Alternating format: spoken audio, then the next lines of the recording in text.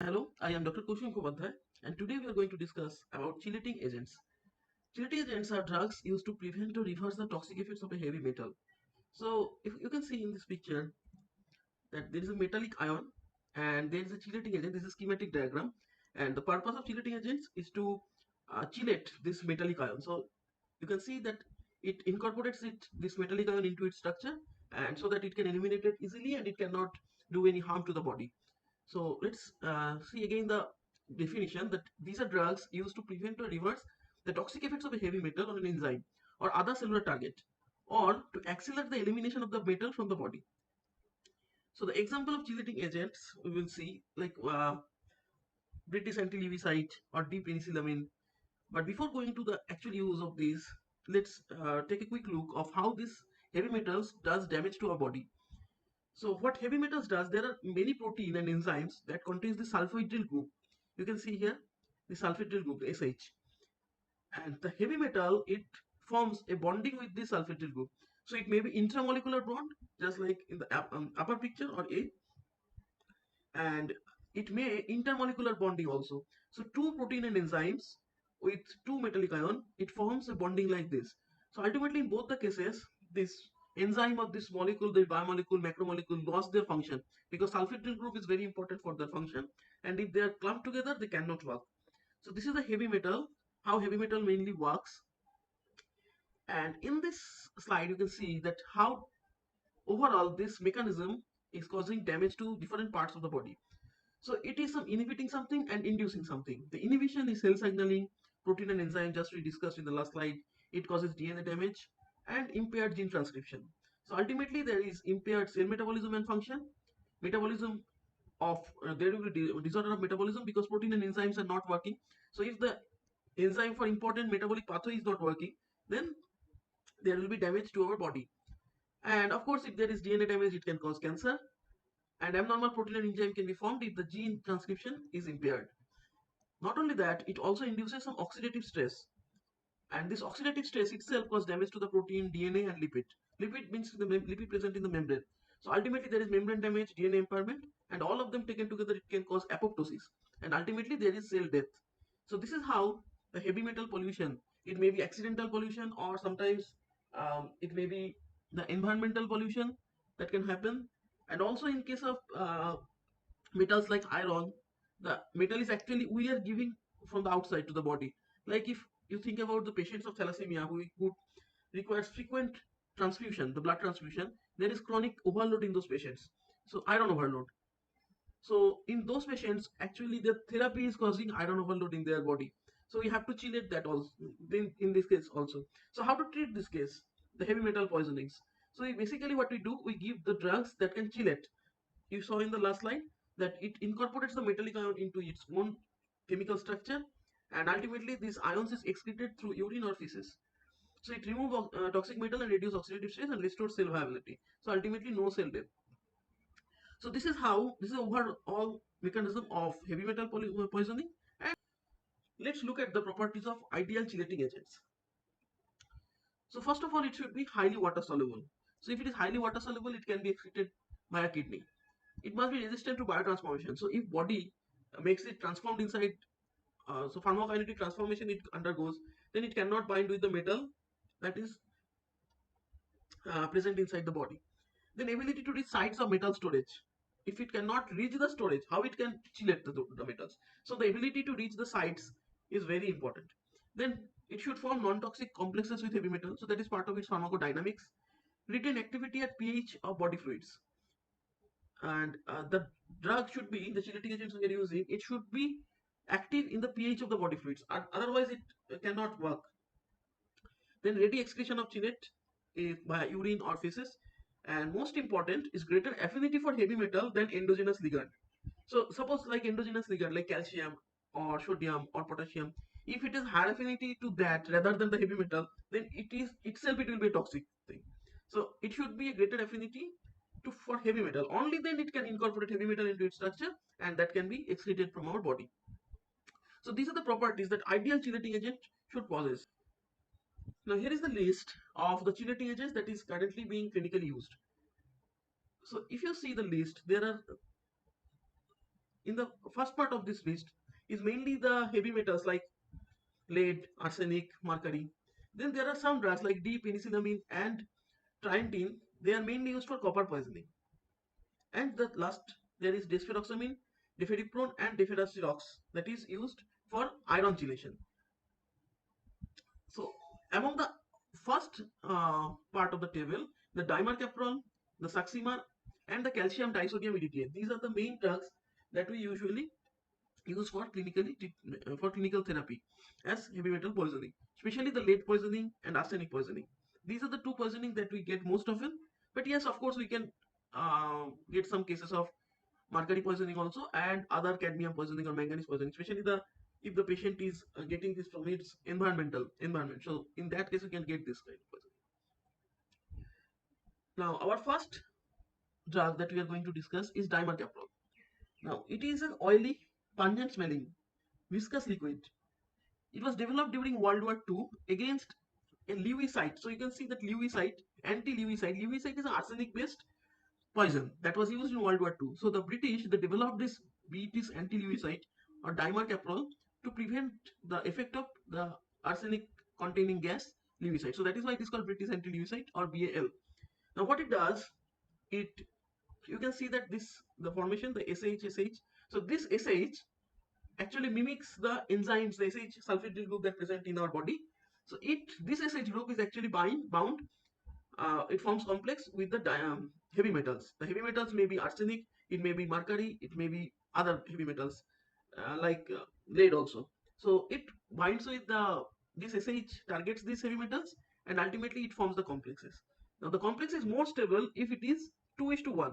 So two British anti-lewisite molecule with one of this heavy metal. Any of the heavy metal you are seeing in the list with the heavy metal. This 2:1 complex is more stable. So it is ideally it should be given slightly in higher amount. But of course, if you give more than required, the toxicity can happen, and the toxicity is dose dependent mainly. Then you can use it by the poisoning of arsenic, mercury, orium, and some other compounds. It can be used as an adjuvant of calcium disodium ethylate in lead poisoning. In lead poisoning, we mainly use this drug, calcium disodium ethylate. I will discuss it just after this slide. So you can use this dimercaprol along with this also.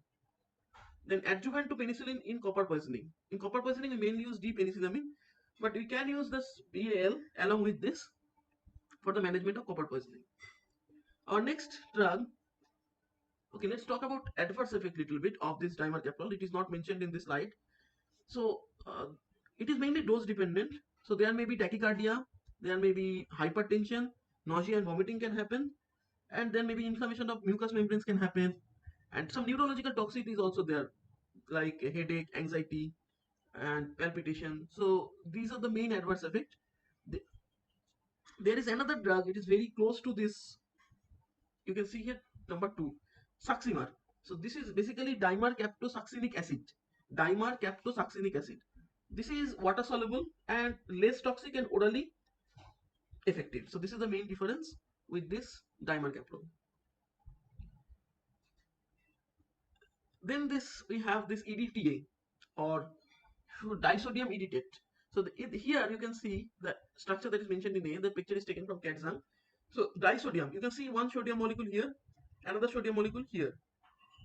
So that is why it is called disodium EDTA. Now we give this as a calcium uh, salt. So calcium disodium EDTA. So if you see that in physiological, if we give calcium salt, then what is happening? This N and N. From here, the calcium is actually attracted, and also these two oxygen forms the bond with the calcium.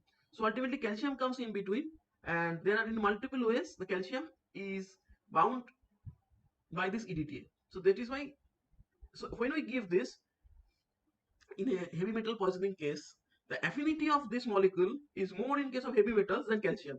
So when you give it as a therapy, it goes inside the body and it replaces this calcium with this heavy metal that you can see here in the C diagram. So this is one heavy metal that is lead. You can see that now the calcium has been replaced. The calcium has been replaced, and now the lead has come, and there are multiple all this oxygen. This oxygen is making bond with this lead. So that is how it chelates this lead metal. And after chelation, it is excreted by glomerular filtration, that is mainly by kidney. Mainly via kidney, it is excreted. So this is the pharmacokinetics of calcium disodium meditate. So it is highly ionized, therefore distributed only extracellularly and rapidly excreted in urine. So it will not go inside the cell. So it cannot cross blood-brain barrier. It is mainly distributed extracellularly, and the oral absorption is poor. So it must be given parenterally. Mainly it is given intravenously because intramuscular route is very painful. So it is mainly given intravenously, and you cannot give it oral because the oral absorption is very poor. Main use is lead poisoning. Now the lead poisoning may be acute lead poisoning and chronic lead poisoning. Both the cases you can use it. It is also useful in this zinc, cadmium, manganese, copper, and some radioactive metal poisoning. So this is the use of calcium disodium meditate. Adverse drug reaction, main adverse drug reaction for acute condition, if you give it acutely, is proximal tubular necrosis, so it can cause kidney damage. And there are some acute febrile reaction that can happen. And anaphylactoid reaction can happen also. So these are the adverse effect. This is not a very major adverse effect, but you have to keep track on that. Next is penicillamine. Mainly D isomer is used, so D penicillamine, because L isomer is toxic. So this is penicillamine, you can see it. It is just like cysteine. If you see that COH, CH2 is there, it is like cysteine, but it is actually broken down, so it is dimethyl cysteine, and it is obtained as a degradation product of penicillin. The oral absorption is adequate, metabolism is not that important, and ultimately excreted is via urine and feces, mostly unchanged. So it chelates the copper mainly, and ultimately it is excreted from the body. The use is Wilson's disease. Wilson's disease is a genetic deficiency of ceruloplasmin. So ultimately there is copper deposition in various parts of the body, mainly liver, substantia nigra, basal ganglia. So liver and brain, this is the main area where copper is deposited, and this is a genetic deficiency of ceruloplasmin. So to chelate this excess copper that is being deposited, we can give this drug, the D-penicillamine. It can be also used in acute copper poisoning or chronic copper poisoning for other purposes. So if your patient does not have Wilson's disease, but there may be copper poisoning, so in that case, you can also use this. It can be used for cystine stones. So cystinuria and cystine stones, you can use it to chelate the cystine. And finally, it can be used in scleroderma. Adverse drug effect. In short term, it does not cause much problem. Maybe some itching, febrile episode can occur, but in long term, there is some hematological, renal, and collagen tissue toxicity. So for long-term use, it may be problem. The long-term use is mainly relevant for the patients of Wilson's disease. So in that case, you have to do it for long term, and then these adverse effects come into picture. Next, we will use iron chelators. That is deferoxamine, or you can call it desferrioxamine also. So both the same thing. So how it works, that suppose a patient is suffering from hemolytic anemia, then RBC breakdown occurs. There is free iron, plenty of iron is available. Now if a patient is suffering from thalassemia, you are giving the blood transfusion, and ultimately that will be broken down also, and free iron will be released. So iron content in those patients is very high, and this iron can deposit in the heart, in the liver, in the endocrine organs, causing iron toxicity. So if you give this drug like deferoxamine, there are other drugs like deferipone and deferoxyrox. So these drugs,